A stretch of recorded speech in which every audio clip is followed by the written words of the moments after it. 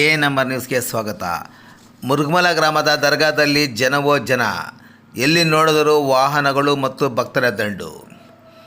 Corona ಎರಡನೇ ಅಲೆ ಜಾಸ್ತಿಯಾಗುತ್ತಿದ್ದು, ಸರ್ಕಾರ ಮಾಸ್ಕ್ ಮತ್ತು ಸಾಮಾಜಿಕ ಅಂತರ ಕಾಪಾಡುವ ಹಿನ್ನೆಲೆಯಲ್ಲಿ ಜನಗಳು ಸೇರುವ ಜಾತ್ರೆಗಳನ್ನು ರದ್ದು ಮಾಡಿದೆ.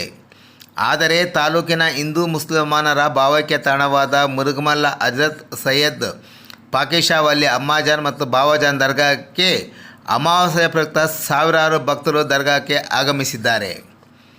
ಪ್ರತಿ ಅಮಾವಾಸ್ಯೆ ಮತ್ತು ಪೌರ್ಣಮಿ ದಿನದಂದು ದರ್ಗಾಕ್ಕೆ ಸಾವಿರಾರು ಮಂದಿ ಭಕ್ತರು ಬರುತ್ತಾರೆ. ರಾತ್ರಿ ಇಲ್ಲಿಯೇ ಉಳಿದು ನಂತರ ಭಕ್ತರು ತಮ್ಮ ತಮ್ಮ ಗ್ರಾಮ ಮತ್ತು ನಗರಗಳಿಗೆ ವಾಪಸ್ಸು ತೆರಳುತ್ತಾರೆ. ಸರ್ಕಾರ ರಾಜ್ಯದಾದ್ಯಂತ ಜಾತ್ರೆ, ಸಭೆ, ಸಮಾರಂಭ ಮತ್ತಿತರ ಕಾರ್ಯಕ್ರಮಗಳಿಗೆ ಹಾಗೂ ಜನಸಂದಣಿ ಸೇರುವ ಸ್ಥಳಗಳಿಗೆ ಇಂತಿಷ್ಟು ಜನ ಎಂದು ನಿಗದಿಪಡಿಸಿದರೆ, ಕೆಲವು ಕಡೆ ಕಾರ್ಯಕ್ರಮಗಳನ್ನು ರದ್ದುಪಡಿಸಿದೆ.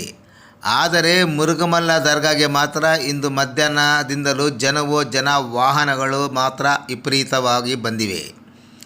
ಗ್ರಾಮದ ದರ್ಗಾದ ಮುಂದೆ ಇತರೆ ರಸ್ತೆಗಳಲ್ಲಿ ಎಲ್ಲಿ ನೋಡಿದರೂ ವಾಹನಗಳು ಸರತಿ ಸಾಲಿನಲ್ಲಿ ನಿಂತಿದ್ದರೆ, ಮತ್ತೊಂದೆಡೆ ದರ್ಗಾ ಆವರಣದಲ್ಲಿ ಮತ್ತಿತರ ಕಡೆ ಭಕ್ತರ ದಂಡು ಬೀಡು ಬಿಟ್ಟಿದ್ದಾರೆ.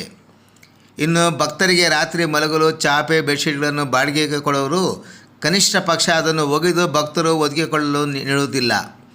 ಒಗೆಯದೇ ನೀಡುತ್ತಿದ್ದು ಅದನ್ನು ಭಕ್ತರು ಪಡೆದುಕೊಂಡು ದರ್ಗಾ ಆವರಣದಲ್ಲೇ ಮಲಗುತ್ತಿರುವುದರಿಂದ ಸಾಂಕ್ರಾಮಿಕ ರೋಗದ ಭೀತಿ ಸಹ ಕಾಡುತ್ತಿದೆ.